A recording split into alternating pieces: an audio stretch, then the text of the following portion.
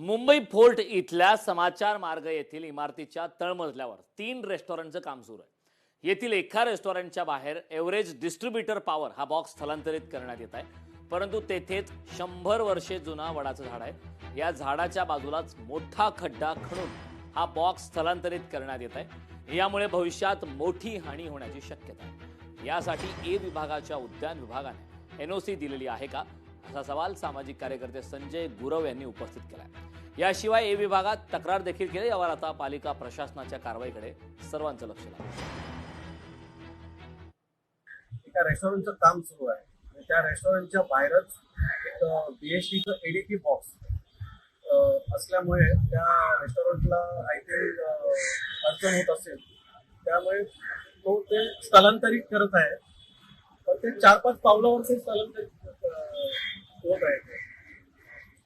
तर माझ्याशी त्याच्या बाजूला जिथे स्थलांतरित करत आहे त्याच्या बाजूला ते 100 वर्ष जुनं वडाचं झाड आहे आणि ज्या स्थलांतरित बॉक्समुळे त्या वडाच्या झाडाला खूप इजा होणार आहे किंवा आताच जर मी पाहिलं तर खड्डा खोदल्यामुळे त्याची पाळंमुळं सर्व नष्ट झालेली आहे खूप ठिकाणी। तर माझी अशी विनंती आहे की बाबा हे 100 वर्ष जुनं झाड वडाचं झाड वाचलं पाहिजे।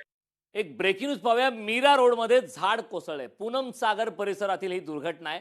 सुदैवाने या घटनेत कोणतीही जीवितहानी मात्र झाली नाही।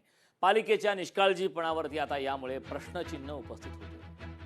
पूनम सागर परिसरातील ही दुर्घटना आहे, मात्र सुदैवाने या घटनेत कोणतीही जीवितहानी झाली नाही। पालिकेच्या निष्काळजीपणावर आता यामुळे प्रश्नचिन्ह उपस्थित होत आहे। अहमदाबादमध्ये फटाक्यांच्या कारखान्यामध्ये स्फोट झालाय। या स्फोटात 8 जणांचा मृत्यू झालाय तर तब्बल 9 जण यामध्ये जखमी आहेत। जखमींवरती सध्या रुग्णालयात उपचार सुरू आहेत। स्फोटात 8 जणांचा मृत्यू झालाय तर तब्बल 9 जण यामध्ये जखमी झाले। जखमींवरती सध्या रुग्णालयात उपचार सुरू आहेत।